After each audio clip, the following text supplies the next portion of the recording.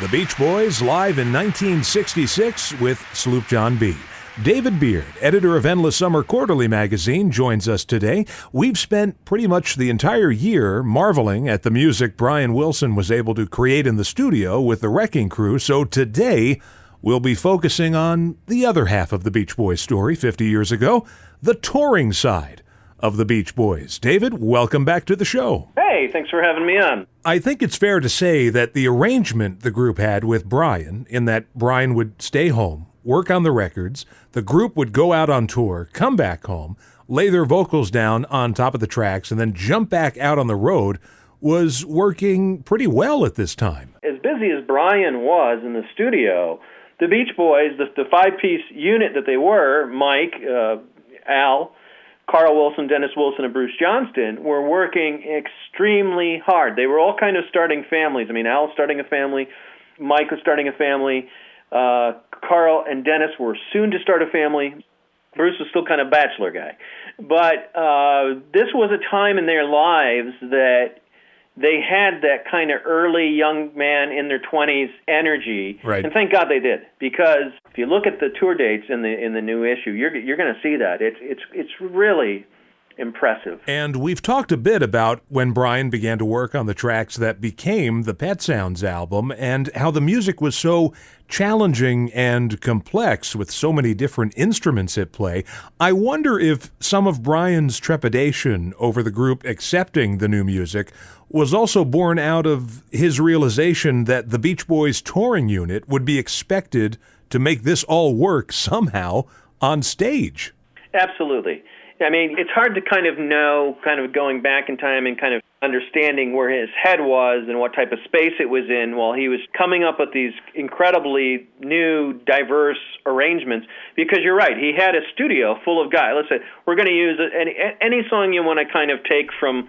Let's think for a minute. Let's say "Wouldn't It Be Nice," which is an incredible arrangement. But here's Brian, and he's got a room full of musicians, kind of wall to wall, squeezed in. So he's got at least 8 people, and the Beach Boys are a 5-piece band. Yeah. So right away, you're dealing with how are we going to play this? Where Brian's got 2 basses, and he's got them modulating a certain way. Okay, let's say Bruce is an example. Bruce is going to play the bass guitar, and then he's got to figure out the standard note that will carry the song with the drum, the percussion. Now, Mike didn't play an instrument, so then you've got a situation where Mike almost becomes, when he does play, he plays tambourine, so he almost becomes a second percussion instrument. Right.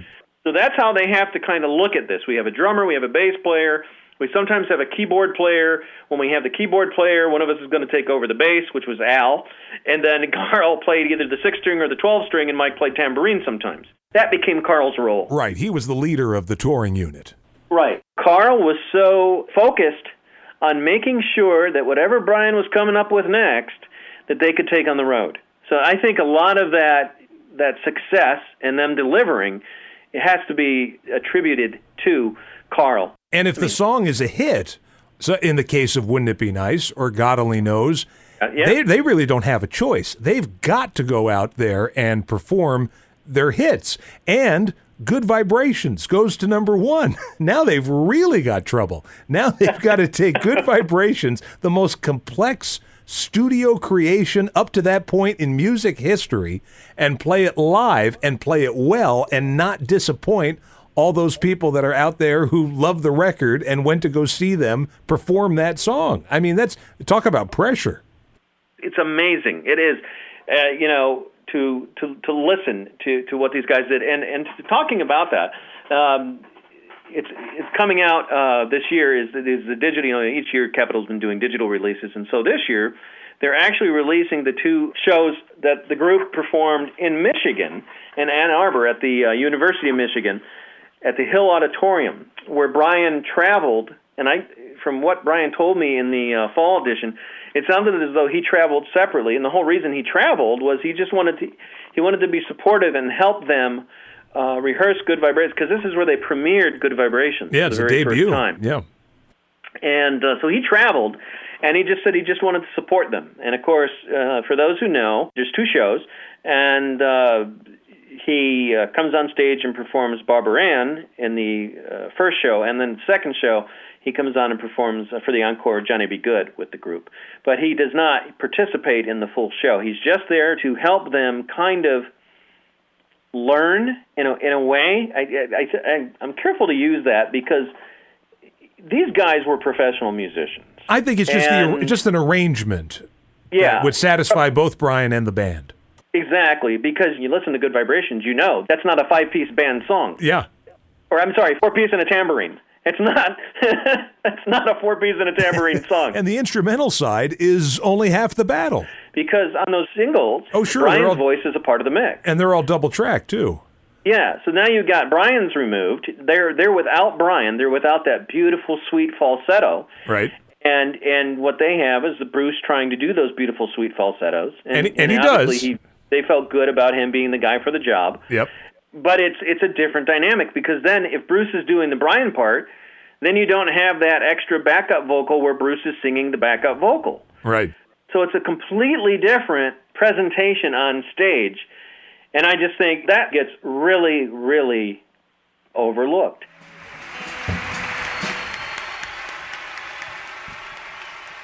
The Beach Boys live with Good Vibrations from the forthcoming Live in Michigan 1966 digital release. We're talking with David Beard, editor of Endless Summer Quarterly magazine. David, we've talked about the group's hard work in presenting these songs live, but in 1966, Pet Sounds was a much bigger hit record in England than it was here in the States. So when they go over there to tour, they're a phenomenon. Yeah. The fans in the UK and critics in the UK and musicians, their musical peers, everybody overseas kind of latched on to Pet Sounds fairly quickly. It took everyone in the United States quite a while over the years to kind of let it ferment like a wine. Right. Over there, it was much more immediate.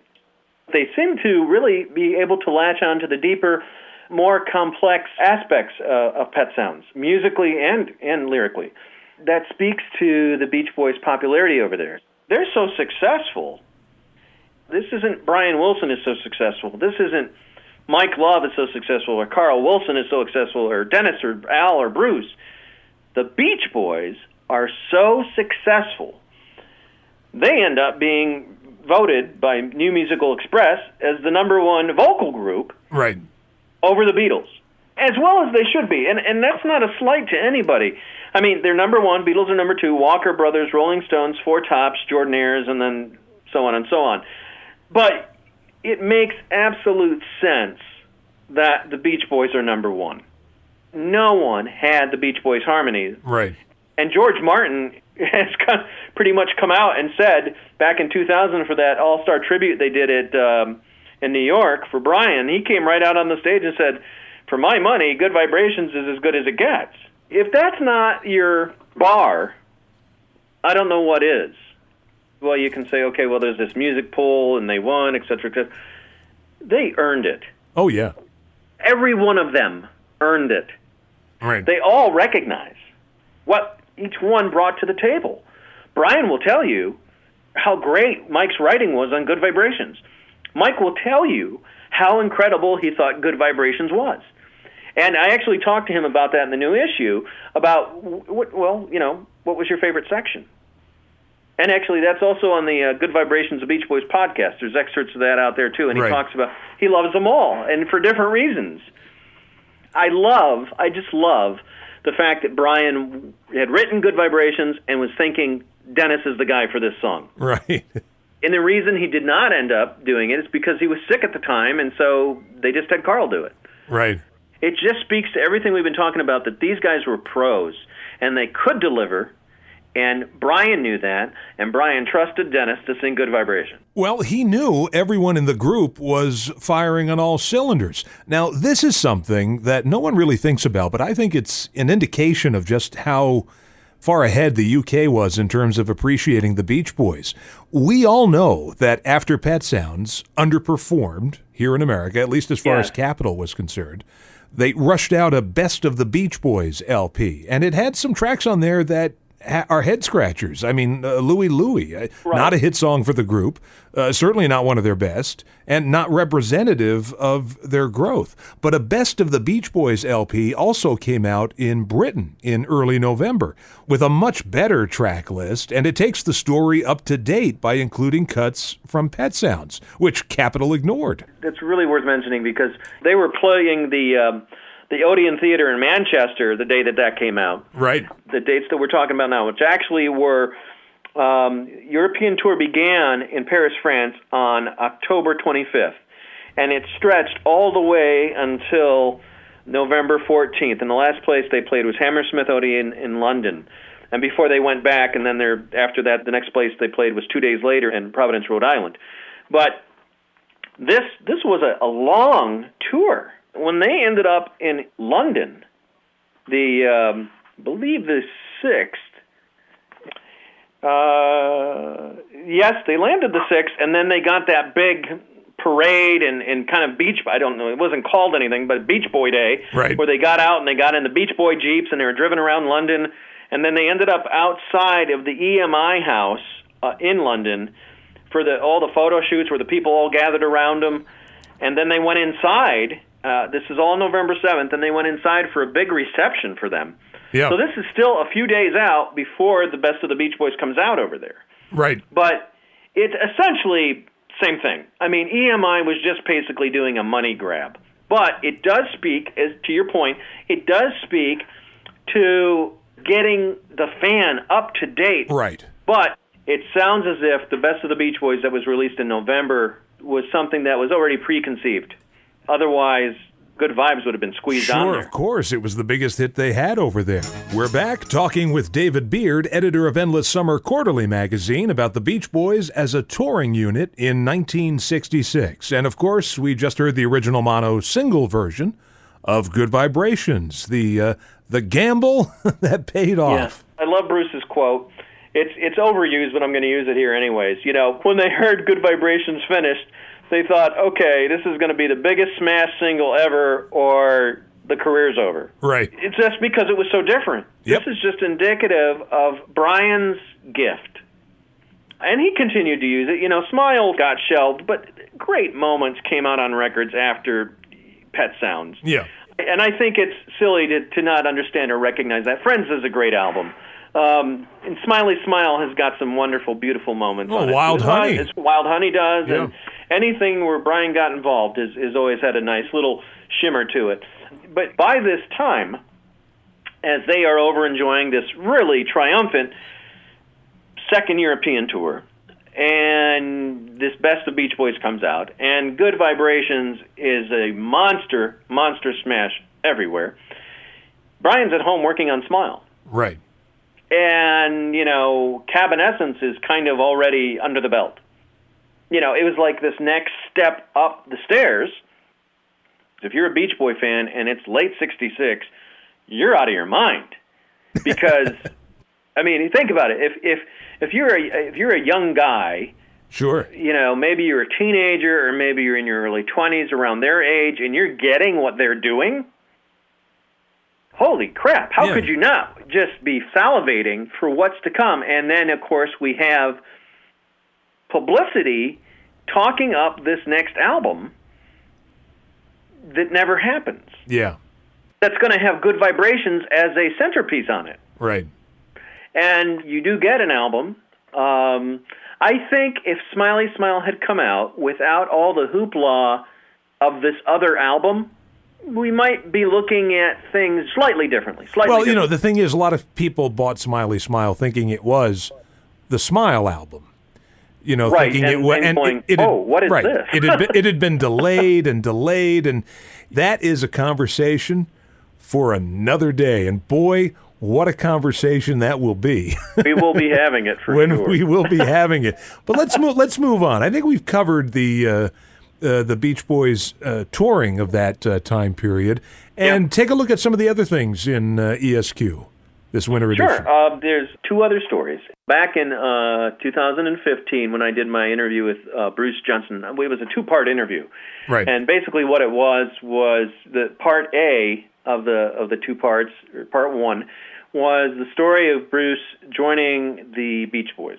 And I think he's kind of told that or touched on that through the years, but never in the detail of our conversation. That interview appeared exclusively in the Beach Boys' official 2015 tour program, and it resided there. And we had no intention of really doing anything with it until we got into this year's tour and the 50 Years of Good Vibrations tour, to the point where last year's tour, the 2015 tour program, was no longer available. Right. And once that played itself out, Bruce and I talked about it enough that we just agreed that it should be shared with fans. So with that in mind, it's being printed for the first time and only time in the winter edition. And again, it's part one, and if people are going, well, where's part two? Part two appeared in the summer 2015 Summer Days edition, where Bruce, along with Mike and Al, discussed the music from the Summer Days album. So it's kind of a little backwards, but if you already have the Summer 2015 edition, you'll get this and you'll read this one and then just go back to that and then remind yourself of the rest of the stuff that was said by Bruce from that time period, coming into the group and then going into the studio and working with Brian. A lot of really interesting things because historically speaking, everyone knows that Bruce is on California Girls because he's very audible and you can hear him on the answering of the chorus parts. But he's on every song but one, which I found pretty interesting. And then the final feature comes from a well-known name, I hope, to your listeners, and that's Jim Murphy, who had put out Becoming the Beach Boys last year, the 61 to 63. And you can't fit everything into a book, no matter how hard you try. Right. And one of the things that Jim had kind of gone into and investigated a little bit and was flushing out was the story behind Judy Bowles, the real and original surfer girl. And we find there's a lot of history here that's not in his book, that's exclusively in this new edition of ESQ. And it talks about how Brian met Judy, the extent of their relationship. They were actually engaged. The things that Brian was doing in his life at the time. It's a pretty interesting time period in the history of Brian as he was slowly developing and becoming a young musician. David Beard of Endless Summer Quarterly magazine joins us once again. David, we've got a few books to talk about. Brian Wilson published his memoir called I Am Brian Wilson, and Mike Love has his book out, Good Vibrations, My Life as a Beach Boy. I know that some pockets of fandom would love for these books to contradict each other, but in fact, I think they complement each other. Although I would say if a listener knew nothing about the Beach Boys at all, had never read a book on them, I'd recommend starting with Mike's book first because Brian's book jumps around the timeline a lot, which is part of its charm, whereas Mike's kind of gives the Beach Boys story in chronological order. Yeah, well, to me, if someone says, tell me about these two books, I could sum both up in one word, and that's family. Both of these books deal heavily with one man, Murray Wilson, in very similar and different ways. If you're a Beach Boy fan, not having both of these books is a mistake. They're invaluable resources. And I also have the audio versions of both of these books. Now, the Brian's MP3 comes on a CD.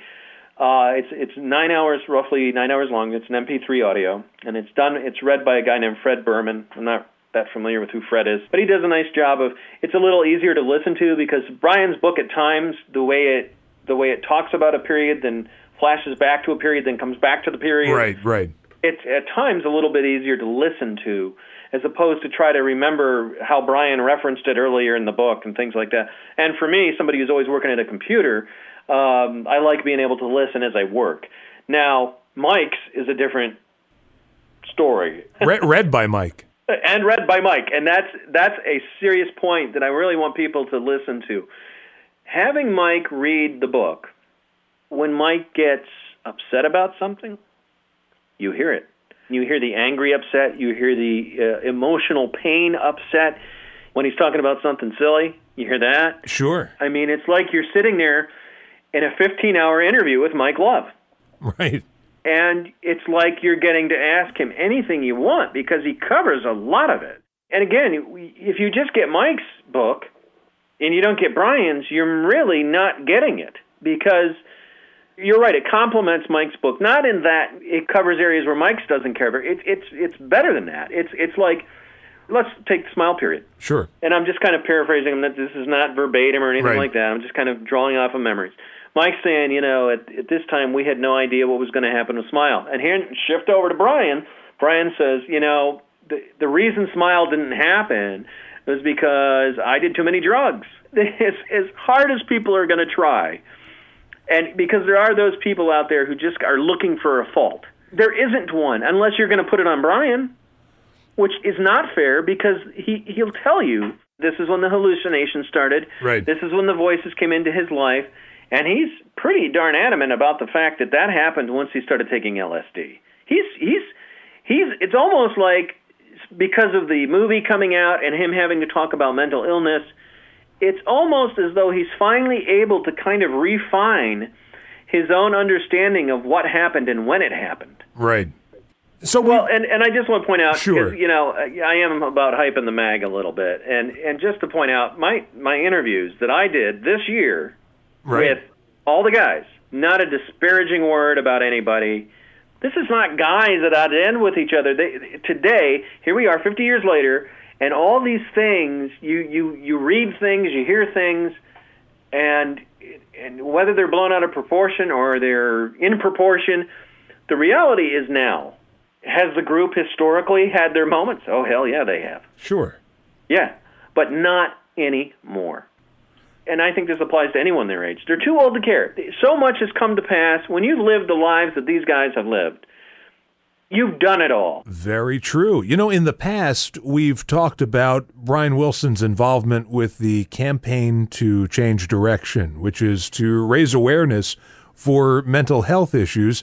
And now I understand that Mike is involved with a project. Yes. He's out there promoting this water health initiative, and if you're wondering what that is, go out to Water Health International. They do have a Facebook page, but that's not where that's not where you're really going to find the information.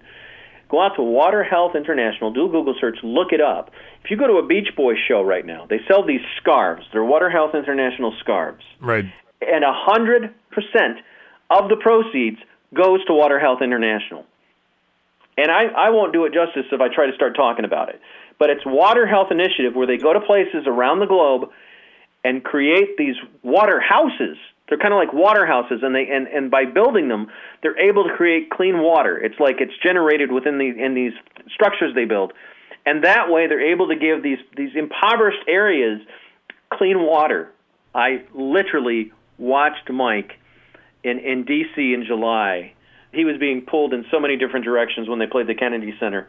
One of the things he had to do earlier in the day, in the afternoon, was go over to this, in the mall, the Washington Mall, at the opposite end of the right. Kennedy Center. We went over there, and he spoke in front of the Water Health group. There was a group of them gathered together, and a number of times Mike got choked up and teared up. When I see that happening, that's a human being who's comfortable being himself, not on the stage. We're not talking about a celebrity here. Right. We're talking about a human being. And it was moving. It was poignant. And Water Health International, look it up. It's important. We're going to change gears very dramatically because we forgot to mention Dean Torrance's book. Oh, yeah. Well, that's a whole different thing. Right. And a much lighter subject. Right, a much lighter subject, a lot of fun. It's a very quick read. I have to admit, as much as I loved the music of Jan and Dean, the story that I knew about Jan and Dean was basically, what we all saw in that TV movie years ago. And what a wonderful and funny and just an enjoyable read Dean's book was. Surf City, the story of Jan and Dean. Yeah, you know what? Dean is a great storyteller, and I've been very fortunate through the years in all of my interviews, or just getting an opportunity to eat with him or something like that. Or I have worked with him in the studio, and having him spin a yarn or tell a tale that's how the book came across. And I told him as much, and he says, yeah, but you've had that experience, And I said, yeah, but you've now given it to the world. Right. And I said, that translates. You do feel like you're just kind of hanging with him. Because it's not, there's a lot of, you spelled Murray Wilson wrong and all that. And he told me in my interview that's on my podcast, he says, but I don't care about that stuff. Right. Yeah. I just care. The only thing that Dean cares about is whether or not the story that he's telling is accurate. Right. And when you read it, you go, oh, yeah, well, this is Dean talking. Yeah. Yeah. It's a conversational book. Yeah. It's not anything like Brian or Mike's book. And it's unlike, really, any book that I've ever read before. It's almost like you've gotten a phone call from Dean, and he's invited you over to the house for a few hours. Yeah. Well, come on over, and I'll tell you some stories. And that's what it is. Or I'll tell you my story with Jan. Well, what I'll say about that book is, after I read it, all I wanted to do was listen to Jan and Dean. Well, isn't that the purpose, right? Yeah, I mean, absolutely. It's home run. Yeah. I could just take up a whole nother hour just talking about Jan and Dean. I fell in love with Jan and Dean when I saw the TV movie. The first album I went out and bought was the anthology album. It's not their greatest hits, but it's because Dean designed it and Dean selected the tracks. You really get a sense of what they were doing. And their recording, the Jan and Dean version of the Beach Boys' Surfin', is better than the Beach Boys version. Oh, you heard it here, folks. All right, now listen. We have to tell people where they can get the latest issue of Endless Summer Quarterly. I hope this is easy. I always think this is easy, but people seem to be confused by it. But it's really, really not confusing at all. Okay. You just go up to your search bar at the top of your computer and your little search bar at the top, and you type in ESQUARTERLY.com, which is esquarterly.com, which stands for Endless Summer Quarterly.com, but it's esquarterly.com. And when you go there, you're going to immediately come to what we call the landing page. And the reason we call it the landing page is there's a jukebox there, and it immediately begins to play music. When you're on that page where the jukebox is playing, there's a palm tree right behind the jukebox. And at the very top of that, there's 3 signposts. At the very top, it says subscribe to the magazine. It's a signpost. It's nailed right to the palm tree. This really isn't as difficult as it sounds. You just click on that sign, and it takes you right to the page with all the subscription information.